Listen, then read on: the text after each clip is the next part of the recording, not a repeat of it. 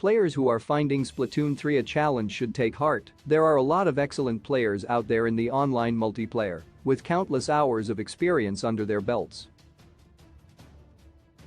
The Splatoon franchise is by now well established, with millions of players worldwide, many of them having played since the 2015 launch of the original game, and Splatoon 3 has enough of the same mechanics as its predecessor that players of Splatoon 2 come to the sequel well prepared to compete.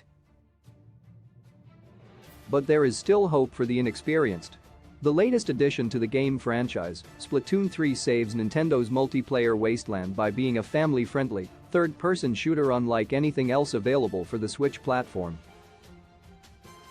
It pits 4-player teams against each other in turf wars, as they are called, which can be daunting to inexperienced players thrust into competing against teams of highly skilled Splatoon veterans. This may be especially true for younger players. Things become even harder in the subsequent Anarchy battles, where players compete to move up in the overall rankings, which can be more than a little intimidating.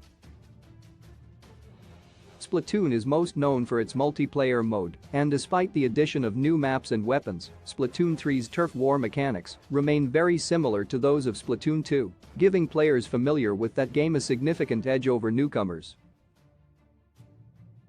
Fortunately, Splatoon 3 features a considerably expanded single-player mode compared to its predecessor, giving new players a chance to practice their moves and hone their skills prior to taking on more experienced foes in multiplayer regular battles.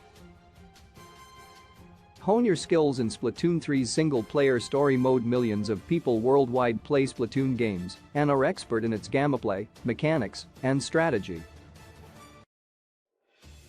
This can be daunting for new players who may encounter early obstacles to advancement in the regular battles of turf war. Anticipating this, Nintendo offered beginners Splatoon 3 gameplay tips in the form of a YouTube video released prior to the game's unveiling. This and other online resources are available for new players hoping to compete against more experienced rivals in the game's multiplayer mode. Another option for honing one's skills can be found in Splatoon 3's single-player mode, known as Hero Mode in earlier versions of the game. Unlike its predecessors, Splatoon 3 features a highly developed single-player story, Return of the Mammalians. Players assume the role of Inkling agents as they explore a post-apocalyptic landscape, completing rescue missions and collecting salmon eggs, the in-game currency.